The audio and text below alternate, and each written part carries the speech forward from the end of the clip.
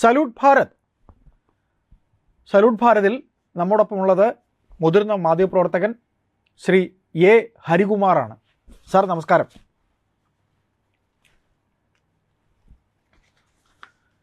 Sir, നമ്മുടെ India സമുദ്രത്തിൽ sensor വാള് നിർമ്മിക്കാൻ പോകുന്നു എന്നൊരു വാർത്തയുണ്ട്. അതായത് ഈ പറയുന്ന പോലെ സമുദ്രത്തിൽ കൂടെയുള്ള ആക്രമണം പല രാജ്യങ്ങളുടെ ഭാഗത്തു നിന്നും ഉണ്ടാകുന്നത് കൊണ്ട് തന്നെ സമുദ്രത്തിൻ്റെ അടിത്തട്ടിൽ ഉണ്ടാകുന്ന മാറ്റങ്ങൾ മനസ്സിലാക്കാനായി സെൻസർ വാൾ നിർമ്മിക്കുന്നു. അത് ചൈന, പാകിസ്ഥാൻ തുടങ്ങിയ രാജ്യങ്ങൾ ഇതൊക്കെ എങ്ങനെ നോക്കിക്കാണും? കാര്യം നമ്മുടെ അതിർത്തിയിൽപ്പെട്ട രാജ്യങ്ങളാണ് ഈ ചൈനയും പാകിസ്ഥാനും.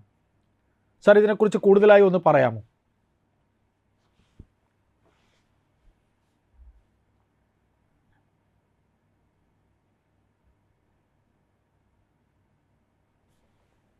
ഹലോ, കേൾക്കുന്നില്ല സാറേ, കട്ടായിപ്പോയി സാർ. ഒന്നുകൂടെ ചോദിക്കട്ടെ, ഒന്നുകൂടെ.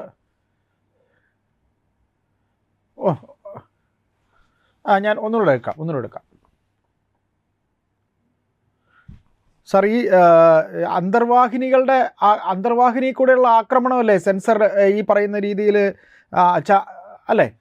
ആ ആ ആ ഓക്കെ, ഒരു മിനിറ്റ് സാർ.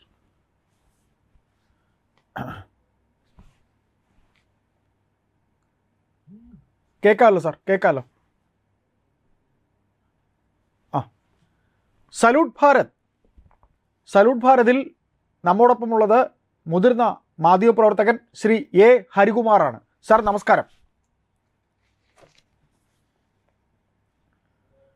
സാർ, ഈ നമ്മുടെ ഇന്ത്യ കടലിൽ, അതായത് സമുദ്രത്തിൽ സെൻസർ വാള് നിർമ്മിക്കുന്നു എന്ന് കേൾക്കുന്നു. സാർ, ഈ യുദ്ധം ഉണ്ടാകുന്ന സമയത്തൊക്കെ കടലിൽ കൂടെയുള്ള അന്തർവാഹിനിയിൽ വഴിയുള്ള ആക്രമണം ഒക്കെ നേരിടാനായിട്ടാണ് ഇങ്ങനെ സെൻസർ വാൾ നിർമ്മിക്കുന്നതെന്നാണ് നാം കേട്ടിട്ടുള്ളത്. അപ്പോൾ ഇത് വേറെ രാജ്യങ്ങൾ ചെയ്യുന്നതാണ് എന്ന് നാം കേട്ടിട്ടുമുണ്ട്. അപ്പോൾ ഇന്ത്യ അത്തരത്തിലൊരു നീക്കം നടത്തുന്നു എന്ന് പറയുന്നു. അപ്പോൾ നമ്മുടെ അതിർത്തി പങ്കിടുന്ന രാജ്യങ്ങളായ ചൈന, പാകിസ്ഥാനൊക്കെ ഇതിനെ എങ്ങനെ നോക്കിക്കാണും? നമ്മൾ ഇത് നിർമ്മിക്കുന്നതിനെക്കുറിച്ച് എന്താണ് നമ്മുടെ രാജ്യം ഇതിന് നൽകുന്ന വിശദീകരണം ഒന്ന് പറയാമോ സാർ? ഇന്ത്യൻ മഹാസമുദ്രത്തിൽ, ഇന്ത്യയുടെ ചുറ്റുമുള്ളത് ഇന്ത്യൻ മഹാസമുദ്രമാണ്. അതിന് പടിഞ്ഞാറ് ഭാഗത്താകുമ്പോൾ അറബിക്കടലെന്നും കിഴക്ക് ബേ ഓഫ് ബംഗാൾ എന്നും നമ്മൾ പറയും.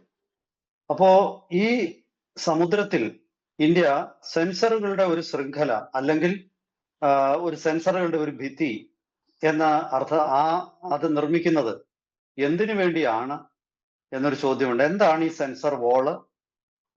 അതുകൊണ്ട് ഇന്ത്യക്കുള്ള മെച്ചം എന്താണ് എന്തുകൊണ്ടാണ് ഇപ്പൊ അങ്ങനെ ഒരു തീരുമാനമെടുത്തത്? ഇങ്ങനെ ഒരുപാട് ചോദ്യങ്ങൾ ഇപ്പൊ വരുന്നുണ്ട്. ആദ്യമായിട്ട് ഈ സെൻസർ വാൾ എന്ന് പറയുന്നത് അത് എന്തിനു വേണ്ടിയാണെന്ന് നമുക്ക് ഒരു മുഖവുര തന്നിട്ട് ഞാൻ അതിന്റെ വിശദാംശങ്ങളിലേക്ക് കടക്കാം. ഇന്ത്യ സമുദ്രത്തിൽ ഉടനീളം സെൻസറുകൾ വിന്യസിക്കുകയും ഈ സെൻസറുകൾ നോഡുകൾ എന്നാണ് പറയുന്നത്. ഈ നോഡുകളെ കരയിലുള്ള ഒബ്സർവേഷൻ സെന്ററുകളുണ്ട്. ആ ഒബ്സർവേഷൻ സെന്ററുകളുമായിട്ട് ഫൈബർ ഓപ്റ്റിക്സ് വഴി ബന്ധിപ്പിക്കുകയും ചെയ്യുകയാണ്. അതാണ് ഈ പദ്ധതി. ഈ പദ്ധതിയിലെ ലക്ഷ്യം സമുദ്രത്തിലൂടെയുള്ള അന്തർവാഹിനികളുടെ നീക്കത്തെ വളരെ കൃത്യമായിട്ട് ലൊക്കേറ്റ് ചെയ്യുക. അതായത് ഇന്ത്യയുടെ സമുദ്രത്തിൽ പിന്നെ എക്സ്ക്ലൂസീവ് എക്കണോമിക് സോൺ എന്ന് പറയുന്ന 200 നോട്ടിക്കൽ മൈൽ കരയിൽ നിന്നും അകലെയുള്ള പ്രദേശങ്ങളിൽ പോലും അതുവഴി യാത്രാ കപ്പലുകൾ എന്ന വ്യാജേന ഇത്തരം ചൈനയുടെ റിസർച്ച് വെസൽസും പാകിസ്ഥാന്റെ അന്തർവാഹിനികളും ഒക്കെ ഇപ്പോൾ കറങ്ങാൻ തുടങ്ങിയിട്ടുണ്ട്. ഇവയ്ക്ക് യാത്ര ചെയ്യാൻ അന്താരാഷ്ട്ര നിയമപ്രകാരം തടസ്സമൊന്നുമില്ല. പക്ഷെ ഒരു യുദ്ധകാലത്ത് ആക്രമണം ആ രീതിയിൽ ഇവയ്ക്ക് പിന്നെ കയറാൻ യാതൊരു അനുവാദവുമില്ല. അങ്ങനെ കയറിയാൽ ഇന്ത്യയുടെ അതിർത്തി ലംഘിക്കുന്നതായിട്ട് കണക്കാക്കപ്പെടും. പക്ഷെ സമാധാന കാലത്ത് ഇതുവഴി കടന്നു പോകുന്ന കപ്പലുകൾ ഇതുവഴി ട്രാൻസിറ്റ് റൈറ്റ് എന്ന് പറഞ്ഞൊരു നിയമമുണ്ട്. അതായത് സമുദ്രം വഴി യാത്ര ചെയ്യുക. പക്ഷെ ഈ അതാണ് അതിന്റെ ഒരു വസ്തുത.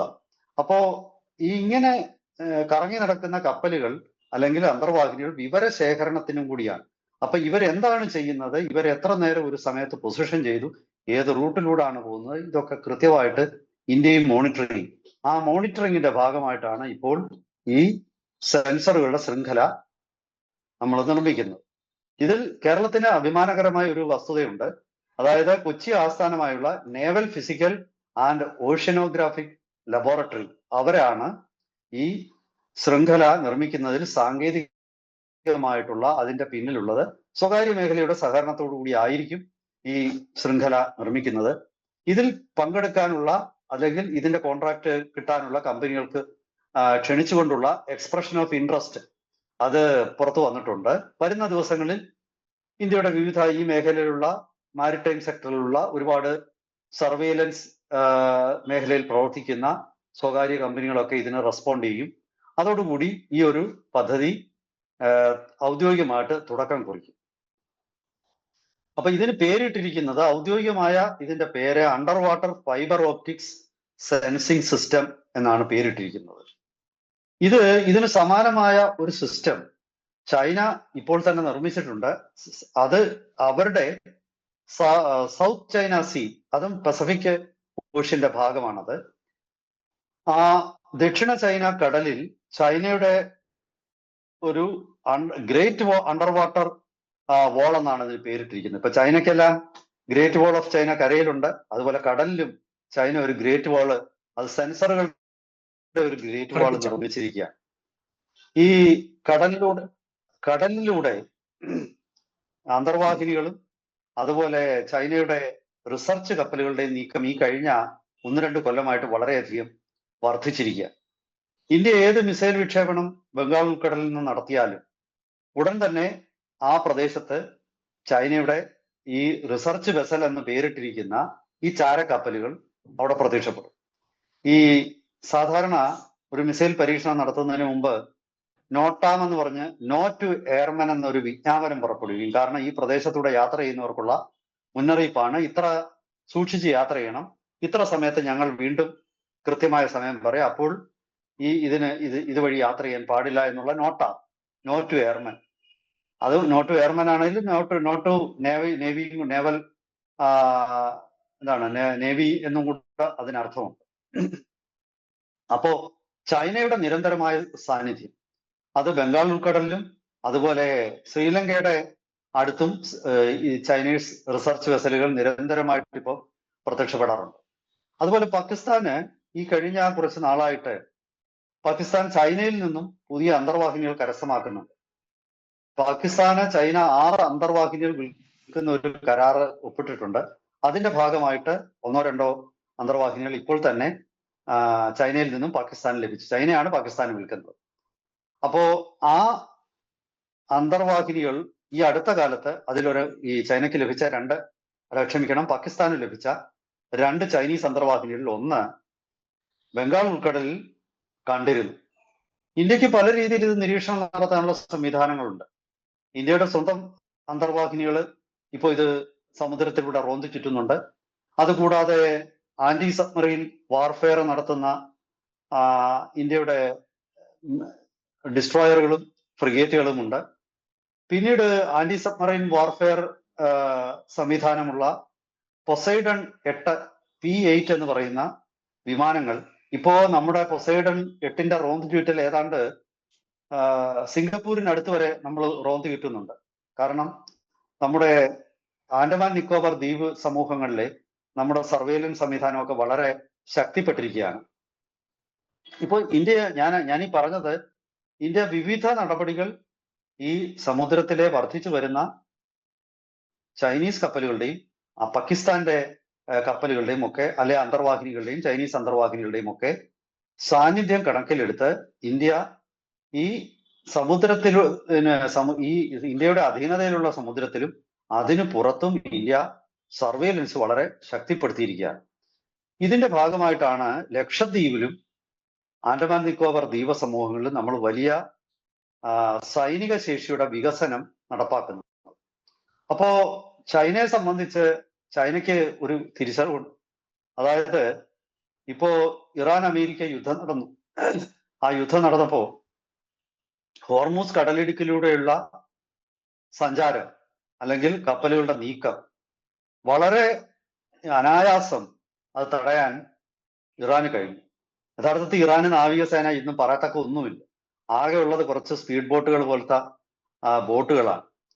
ഈ ബോട്ടുകളും കരയിൽ നിന്ന് വിക്ഷേപിക്കുന്ന മിസൈലുകളും മാത്രം കൊണ്ട് ഇറാന് ഹോർമുസിലുള്ള ഗതാഗതം തടസ്സപ്പെടുത്താൻ പറ്റിയെങ്കിൽ സുശക്തമായ നാവികസേനയും അന്തർവാഹിനികളും അതുപോലെ ബ്രഹ്മോസ് കടൽ ഷിപ്പ് ടു ഷിപ്പ് മിസൈലുകളുമുള്ള ഇന്ത്യക്ക് ചൈനയെ നിസ്സാരമായിട്ട് ഈ ആൻഡമാൻ ദ്വീപ സമൂഹങ്ങളുടെ സമീപത്തൂടി മലാക്ക കടലിടുക്കിലൂടെ ചൈനയിലേക്ക് പോകുന്ന ഈ വ്യാപാര അതുപോലെ തന്നെ സൈനിക കപ്പലുകളുടെ ഒക്കെ നീക്കം വളരെ അനായാസേന ഇന്ത്യക്ക് അത് തടയാൻ പറ്റും. ഈ ഒരു തിരിച്ചറിവാണ് ചൈനയെ സംബന്ധിച്ച് ചൈനയ്ക്കുള്ള ഒരു പരിഭ്രാന്തി. പാകിസ്ഥാനെ സംബന്ധിച്ച് പാകിസ്ഥാൻ അറിയാം ഇന്ത്യയുമായിട്ട് ഒരു തരത്തിലും പാകിസ്ഥാന് നാവികസേനയുടെ കാര്യത്തിൽ താരതമ്യപ്പെടുത്താൻ പറ്റില്ല. അപ്പോ ഇതിന്റെ ഒക്കെ അടിസ്ഥാനത്തിൽ മുൻകൂട്ടി തന്നെ ഇന്ത്യയുടെ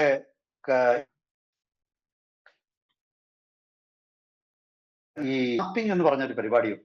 അതായത് ഈ അന്തർവാഹിനികളൊക്കെ കടന്നു പോകുമ്പം ഇതിന്റെ ഈ കടലിന്റെ അടിത്തട്ട് നമ്മൾ വളരെ കൃത്യമായിട്ട് മനസ്സിലാക്കിയിരിക്കണം. ഈ പറഞ്ഞതുപോലെ കടലിന്റെ അടിത്തട്ടിൽ ഒരുപാട് നിരീക്ഷണ സംവിധാനങ്ങൾ കാണും. അവയെ വെട്ടിച്ച് കടന്നു പോകണം. അതുപോലെ തന്നെ കടലിന്റെ അടിത്തട്ട് ഭൂമിയുടെ കര പോലെ തന്നെ ഉയർന്ന പ്രദേശങ്ങൾ, അതായത് പർവ്വതങ്ങളും കുന്നുകളും ഒക്കെ അടങ്ങുന്നതാണ്, ചുഴികളും ഒക്കെ ഉള്ളതാണ്. അപ്പോൾ ഈ മാപ്പിംഗ് എന്ന് പറയുന്നത് പലപ്പോഴും നാവികസേനകളെ സംബന്ധിച്ചിടത്തോളം അത്യാവശ്യമാണ്. അതിനാൽ അവർ വളരെ ജാഗ്രതയോടെ ഇന്ത്യയുടെ കണ്ണുവെട്ടിക്കാൻ ശ്രമിച്ചുകൊണ്ടിരിക്കുക. കണ്ണുവെട്ടിച്ച് നമ്മുടെ പ്രദേശങ്ങളുടെ ഒരു ഭൂപടം പോലെ കടൽ അടിത്തട്ടിന്റെ ഭൂപടം അവർ തയ്യാറാക്കാൻ അവർ വളരെ നിരന്തരമായ പരിശ്രമത്തിലാണ്. ഈ പരിശ്രമത്തെ പലപ്പോഴും നമ്മളുടെ നിരീക്ഷണത്തിന് പലപ്പോഴും അതീതമായിട്ട് അവർക്ക് പ്രവർത്തിക്കാൻ ഉള്ള സാധ്യതയുണ്ട്.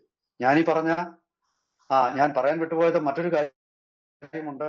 ഇന്ത്യക്ക് കടലിൽ ആന്റി സബ്മറൈൻ, അതായത് അന്തർവാഹിനി വിരുദ്ധ യുദ്ധം നടത്തുന്ന ഹെലികോപ്റ്ററുകളുണ്ട്. അമേരിക്കയിൽ നിന്ന് നമ്മൾ പർച്ചേസ് ചെയ്തിട്ടുള്ള MH-60 ഹെലികോപ്റ്ററുകളുണ്ട്, പൊസൈഡൻ വിമാനങ്ങളുണ്ട്, നമ്മുടെ തന്നെ അന്തർവാഹിനികളുണ്ട്, നമ്മുടെ യുദ്ധക്കപ്പലുകളുണ്ട്. പക്ഷെ ഇതിനെയൊക്കെ കാരണം അത്ര ദീർഘമായ ഒരു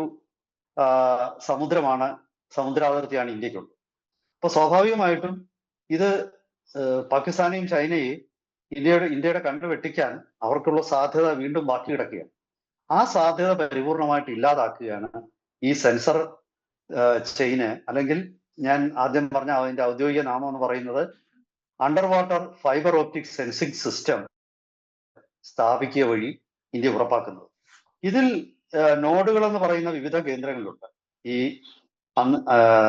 സെൻസറുകൾ സ്ഥാപിച്ചിരിക്കുന്ന കേന്ദ്രങ്ങൾ, അവിടെ നിന്നും ചെറിയ ഒരു ചലനം പോലും, അതുപോലെ ചെറിയ മറ്റു രീതിയിലുള്ള വൈബ്രേഷൻസ്, ഇതൊക്കെ തന്നെ വളരെ കൃത്യമായിട്ട് കരയിലുള്ള മോണിറ്ററിംഗ് റൂമിലേക്ക് ഇത് കൺവേ ചെയ്യപ്പെടും. ഈ മോണിറ്ററിംഗ് റൂമുകളിൽ ആർട്ടിഫിഷ്യൽ ഇന്റലിജൻസിന്റെ സഹായത്തോടുകൂടി ഈ സൗണ്ടുകളെ വേർതിരിക്കുകയും അന്തർവാഹിനികളെ കൃത്യമായിട്ട് ലൊക്കേറ്റ് ചെയ്യും. കാരണം ഇങ്ങനെ ഒരു ചലനം സമുദ്ര അന്തർഭാഗത്തുണ്ടായാൽ ഉടൻ തന്നെ ഈ നെറ്റ്വർക്കിൽ പല നെറ്റ്വർക്കിൽ ഉൾപ്പെട്ടിരിക്കുകയാണ് ഈ വിമാനങ്ങൾ, പൊസൈഡൺ, ഹെലികോപ്റ്ററുകള്, അതുപോലെ ഡ്രോണുകൾ, നിരീക്ഷണ ഡ്രോണുകളുണ്ട്. അതായത് ഹെർമിസ് 900 എന്ന് പറയുന്ന ഈ ഇസ്രായേൽ നിർമ്മിത, അതിന് നമ്മൾ പേരിട്ടിരിക്കുന്നത് ദൃഷ്ടി എന്നാണ്. ആ ദൃഷ്ടി ഡ്രോണുകളുടെ ഒക്കെ റോന്ത് ചുറ്റലുകൾ നടക്കുന്നുണ്ട്. ഇവയ്ക്ക് ഉടനെ തന്നെ ഇത് കൈമാറും. അങ്ങനെ കൈമാറുമ്പോൾ ഇവ കൃത്യമായ അതിന്റെ ഈ അന്തർവാഹിനിയാണെങ്കിൽ അതിന്റെ പൊസിഷനിങ് കൃത്യമായിട്ട് മനസ്സിലാക്കും. അവർ എന്തെങ്കിലും അന്താരാഷ്ട്ര നിയമം ലംഘിച്ച് പ്രവർത്തനം നടത്തുന്നുണ്ടെങ്കിൽ കൃത്യമായ വാണിംഗ് അവർക്ക് കൊടുക്കും. പോകുന്നില്ലെങ്കിൽ ഈ P-8 വിമാനങ്ങളും MH ഹെലികോപ്റ്ററുകളും ഒക്കെ അന്തർവാഹിനികൾക്കെതിരെ മിസൈല് പ്രയോഗിക്കാൻ അവയുടെ പക്കൽ മിസൈലുകൾ ഉണ്ടാവും. അവ വാണിംഗ് കൊടുത്തിട്ടും അവ മാറുന്നില്ലെങ്കിൽ അവയ്ക്കെതിരെ ആക്രമണം നിശ്ചയമായിട്ടും ഇന്ത്യ നടത്തും. അപ്പൊ ചുരുക്കി പറഞ്ഞാല് ഈ ആർട്ടിഫിഷ്യൽ ഇന്റലിജൻസിന്റെ സഹായത്തോടുകൂടി ഈ സെൻസറുകൾ വഴി ലഭിക്കുന്ന ഡാറ്റ അത് പ്രോസസ്സ് ചെയ്യുകയും നമ്മുടെ കമാൻഡ് ആൻഡ് കൺട്രോൾ സിസ്റ്റവും നെറ്റ്വർക്കിലേക്ക് ഇത് ട്രാൻസ്ഫർ ചെയ്യപ്പെടുകയും ഇത് വിവിധ ഡൊമൈനുകളിലേക്ക് ഈ മെസ്സേജുകൾ എത്തപ്പെടുകയും ചെയ്യും. അതായത് നമ്മുടെ സമ്പൂർണ്ണ ജാഗ്രതയാണ് ഇത് പ്രതിഫലിപ്പിക്കുന്നത്. എന്തായാലും നമ്മുടെ സമയം ഇപ്പോൾ അവസാനിക്കുകയാണ്, സമയപരിധി തീരുകയാണ്. അപ്പോൾ എനിക്കിത് പറയാനുള്ളത്, ഇത് വരുന്ന 2 കൊല്ലത്തിനുള്ളിൽ ഈ നെറ്റ്വർക്കുകൾ ഇന്ത്യയുടെ ദീർഘമായ ഈ കോസ്റ്റ് ലൈൻ, അതായത് സമുദ്രതീരത്തെ രക്ഷിക്കുന്നതിൽ ഇനി സെൻസറുകൾക്ക് അതിപ്രധാനമായ ഒരു പങ്കാണ് വരാൻ പോകുന്നത്. ഈ പ്രവർത്തനത്തിൽ നേവിയുടെ തന്നെ, അതായത് ഇന്ത്യയുടെ ഒരു സ്ഥാപനം, കേരളത്തിൽ പ്രവർത്തിക്കുന്ന ഒരു സ്ഥാപനമാണ് ഇതിന്റെ മുൻകൈ എടുക്കുന്നത് എന്നുള്ളത്, ഇതിന്റെ ടെക്നോളജി അവരുടേതാണ് എന്നുള്ളത് തീർച്ചയായിട്ടും മലയാളികൾക്ക് അഭിമാനിക്കാവുന്നതാണ്. കേരളത്തിന്റെ കൂടി ഈ തീരപ്രദേശ സംരക്ഷണം ഉറപ്പാക്കാൻ ഇതിന് പറ്റും. കേരള തീരം യഥാർത്ഥത്തിൽ വളരെ വൾണറബിൾ ആണ്. ഇപ്പോ നമുക്കറിയാം, ഈ ഓപ്പറേഷൻ തൂഫാനൊക്കെ നടക്കുന്നു. കേരള തീരത്തുകൂടി ആയുധങ്ങള്, അതുപോലെ തന്നെ മയക്കുമരുന്ന്, ഇതും ഇന്ത്യക്കെതിരായ യുദ്ധത്തിന്റെ ഭാഗമാണ്. ഇവയുടെ ഒക്കെ നീക്കത്തെ കൃത്യമായിട്ടും ജാഗ്രതയോടുകൂടി തടയാനും ഈ സെൻസറുകളുടെ ശൃംഖലയ്ക്ക് കഴിയും. കാരണം സമുദ്രത്തിലുള്ള ഏത് ചലനവും അത് റിപ്പോർട്ട് ചെയ്യപ്പെടും. നമുക്ക് നമ്മുടെ റഡാറുകളിൽ പതിയാത്തതും നമ്മുടെ നെറ്റ്വർക്കുകളുടെ ക്ലിയറൻസ് ലഭിക്കാത്തതുമായ, അത് ബോട്ടാകട്ടെ, അത് മെക്കനൈസ്ഡ് വള്ളമാകട്ടെ, അത് അന്തർഭാഗത്തൂടെ പോകുന്ന സബ്മറൈൻസ് അന്തർവാഹിനികളാകട്ടെ, എന്തായാലും ശരി, ഇത് നമ്മുടെ ദൃഷ്ടിയിൽപ്പെടും. വരും ദിവസങ്ങളിൽ കേരളത്തിന്റെ തന്നെ ഒരു ആഭ്യന്തര സുരക്ഷയുടെ ഇത് വലിയ സഹായകരമായി തീരും. കൂടുതൽ വിശദാംശങ്ങളുമായിട്ട് വരുന്ന ദിവസങ്ങളിൽ വീണ്ടും നമുക്ക് നമ്മുടെ പ്രേക്ഷകരുടെ മുന്നിലെത്താം. അതുവരെ എല്ലാവർക്കും നമസ്കാരം. നന്ദി. Thank you sir.